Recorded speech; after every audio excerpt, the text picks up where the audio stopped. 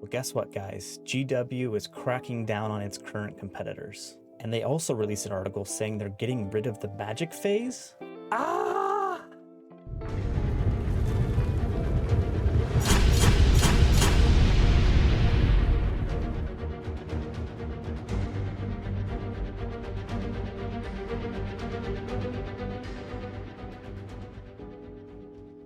Hey guys, it's been a little while since we talked about the old world, so I thought I'd fill you in on a few updates we had a few weeks ago, but I just found the opportunity to tell you about them.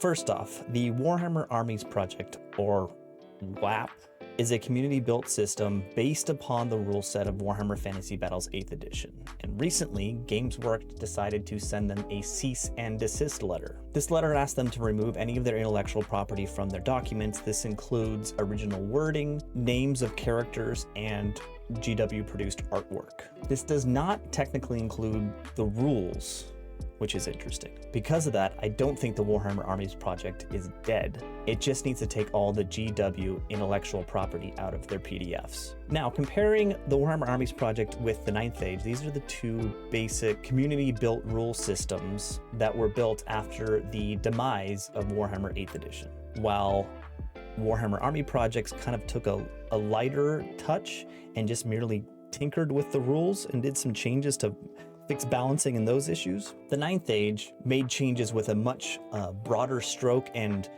cut out all of the GW intellectual property right off the bat. Now, this news isn't crazy news because I believe both projects will continue and prosper, but it just shows that Games Workshop is aware of these other projects and is going to fight to protect their intellectual property. About 3 weeks ago, GW released a developer's diary called "The More Things Change, the More They Stay the Same." This outlines in very non-specific terms some of the changes coming to us in the old world. But the more exciting portion of this article is the one entitled "The Power of Magic."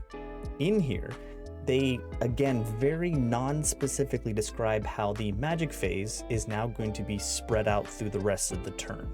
Now, me reading this, I have to make some small assumptions. First, I'm assuming Games Workshop is building the old world rule system on the back of 8th edition Warhammer, which they clearly actually state in the article. And in that case, I'm assuming the spells will no longer be cast in the magic phase, but for instance, a magic missile will be cast in the shooting phase.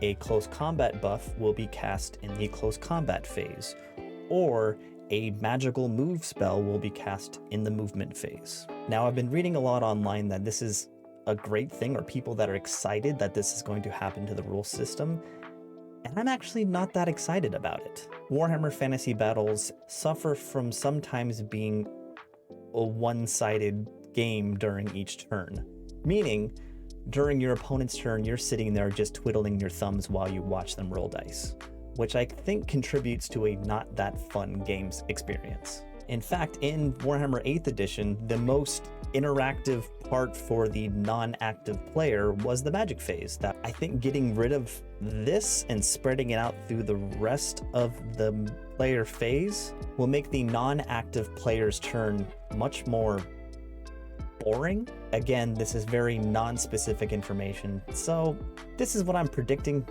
Who knows if it's right. Tell me what you think of these changes. I'll keep making videos about the old world updates, and I'll see you next time.